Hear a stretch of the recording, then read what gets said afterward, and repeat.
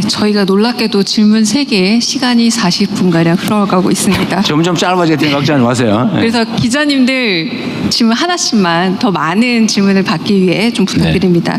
이번에는 대통령께서 직접 지목하셔서 2개의 질문 받습니다. 마찬가지 민생 경제 분야고요. 손 들어주시면 대통령께서 지목해 주시면 됩니다. 아, 제가 얼굴을 잘 몰랐어요. 네. 그냥 통신사 중에 누가, 전국 통신사 중에 누가 하나 하도록 하시죠. 네, 통신사 중에 계속 이런 순서가 있어서요. 아, 있어요? 네. 근데 제가 하면 누구를 고르면 누구한테 배제된 사람들이 다 싫어할 것 같아서.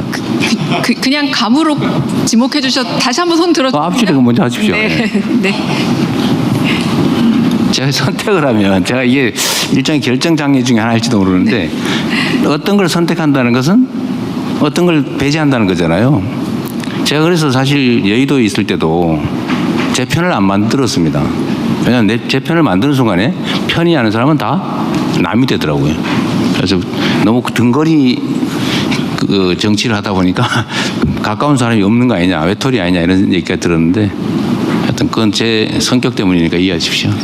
질문 기회 주셔서 감사합니다. 저는 매일경제신문 오수연 기자입니다. 네.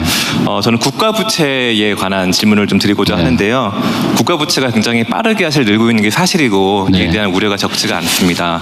그 정부가 추진하고 있는 확장적 재정 기조에 대한 이견은 사실 많지 않고 네. 공감을 하는 분위기이지만 그 추경을 연이어 편성하면서 이제 국채 이자도 많이 네. 늘고 있고 또 새 정부가 아주 의욕적으로 추진하고 있는 정책들이 사실 적지 않은 재정을 필요로 하고 있습니다. 예를 들어서 한미동맹 현대화로 인해서 국방비가 굉장히 급격하게 늦게 될 테고 또 양보법 같은 법안도 아마 재정을 필요로 할 테죠. 그래서 사실 국가 부채에 대한 고민이 누구보다 대통령께서 많으실 텐데 재정 역할 확대 그리고 재정 건전성이라는 상충되는 정책 목표 사이에서 어떻게 균형을 맞춰 나가실지에 대한 대통령 생각을 부탁드립니다. 네.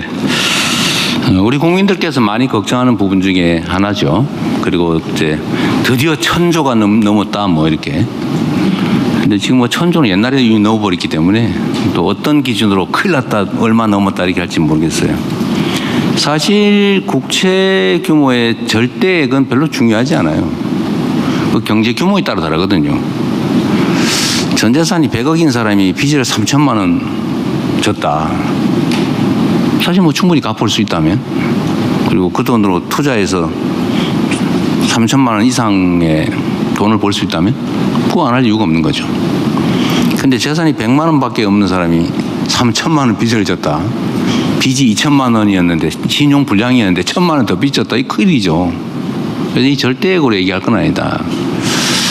우리가 대개 지금 한 2,700조 원 가까이 GDP가 되는데 부채가 이번에 저희가 이제 약 100조 원 가까이 국채 발행을 하게 되면 부채 비율이 대개 한 50% 약간 넘는 뭐 그 정도가 될 겁니다. 근데 다른 나라들의 경우를 보면 대개 100%가 넘고 있어요 이미. OECD 국가들 보면. 그럼 우리나라 기준으로 하면 2,500조 원을 훨씬 한 3,000조 원쯤 된다는 얘기죠. 대개 한 110%쯤 되니까요. 물론 이 계산 방법이 뭐 다르다는 논쟁들이 있긴 한데 어쨌든 OECD 국제 기준에 의한 계산입니다. 똑같은 기준으로 해봐야죠. 그래서 100조 정도 늘어서 50% 정도가 됐고 한 300조? 뭐 이 정도 정확한 수치 모르겠어요. 왔다 갔다 할 텐데 100조 원 정도를 지금 투자해서 이것도 써 없애는 게 아니고 주로는 이제 생산적 분야에 투자할 거라서 기술 투자, 연구개발 뭐 그런 거 아닙니까? 그렇게 해서 저는 이게 시한 역할을 해가지고 그보다 몇 배의 국민소득 총생산 증가를 가져올 거라고 봐요. 그리고 충분히 돈을 벌어서 갚을 수도 있고 또 경제 규모가 연간 보통 뭐 지금 한 50조씩 매년 증가를 하니까 명목 상승률까지 하면 실질 성장률 더하기 명목 성장률 더하면 대개 한 40, 50조 뭐 많으면 5, 60조 이렇게 늘어나는데 뭐 한 3, 4년 늘어나면 몇백 조가 또 늘어나기 때문에 요 부채를 계산하는 비율을 계산하는 모수가 또 늘어나서 비율은 오히려 떨어집니다. 잘하면 떨어질 수 있죠.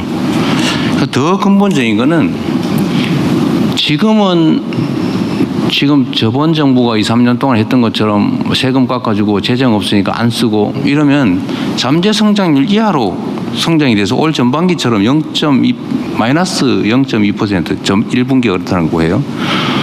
경제가 죽어요. 그러니까 아끼는 건 좋은데 배고파가지고 막 일을 못할 정도면 그 외상으로 옆집에 식당에 밥 먹고 일을 해야지. 이 절대 빚지면 안 돼. 칡뿌리 캐먹고 막 맹물 마시면서 일 못하고 그럼 죽어요.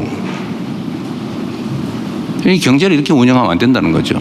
이제 지금은 부채를 만들었을 때 지금 100조를 만들었으면 이 돈으로 그 이상을 만들어내서 얼마든지 갚을 수 있기 때문에 지금은 그렇게 해야 될 때다라고 생각합니다. 저는 오히려 재정 관료들 입장에서는 자꾸 걱정을 하길래 우리 일부의 비난이나 이런 데 너무 연연하지 말자. 이 결과가 말해준다라고 제가 설득을 했습니다.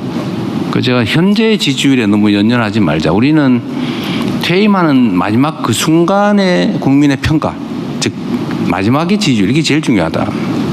제가 끊임없이 계속 그렇게 얘기하거든요. 그래서 지금은 왜 빚을 그렇게 많이 졌냐 이렇게 얘기하느라고, 그러면 그 비난을 피하기 위해서 그냥 있는 재정으로 운영을 하면 경제가 살아날 수가 없죠. 그래서 터닝 포인트를 만들기 위한 불가피한 조치다라고 말씀드리고요.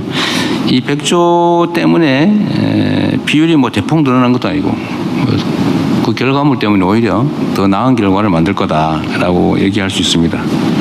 그리고 재정 집행이나 경제 운영은 투명해야죠. 지금까지 전 정부가 장부에 없는 빚을 진 게 한 90조 돼요. 아니, 돈이 없으면 장부에다 쓰고 써야 될 거 아닙니까? 장부에 안 쓰고 실제로 빚을 낸 게 90조쯤 된다고요. 그럼 그렇게 할까요? 예를 들면 그렇게 하자는 건 전혀 아닐 것 같아요. 그러는 바람에 뭐 여기저기 기금 먹거리를 다 박박 긁어 쓰는 바람에 기금도 제 역할을 못하고 위험해지고